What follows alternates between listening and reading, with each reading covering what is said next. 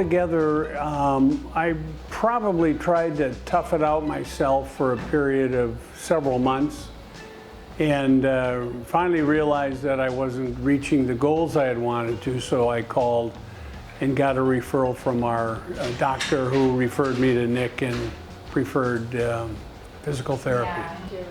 Well, it was terribly disruptive. I'm a fairly active person, and I have been all my life. And following back surgery, I noticed a slow degrading of my ability to be as active as I wanted, particularly outdoor activities, golf and biking.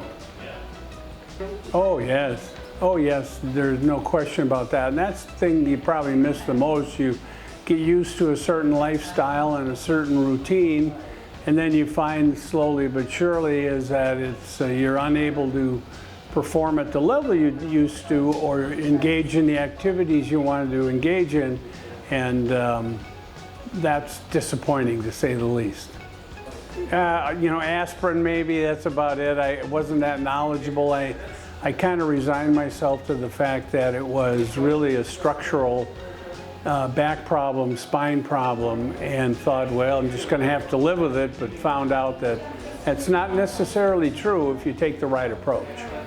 Yes, I was here maybe a year and a half, 2 years ago on what I thought was a related subject, so I had some experience with the staff here, yes. Well, I would say that, nothing ventured, nothing gained. I found the approach here to be very reassuring and very comforting, beginning with asking a lot of questions before they launch into some sort of treatment. So I would say is give it a shot. What do you have to lose? Well, other than the relief, which was apparent after the first few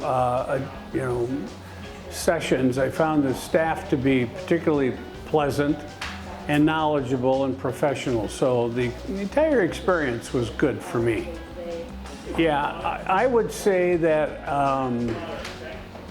I am back doing probably 90 or 95% of the things I used to do. And when I came in here, I was much less than that.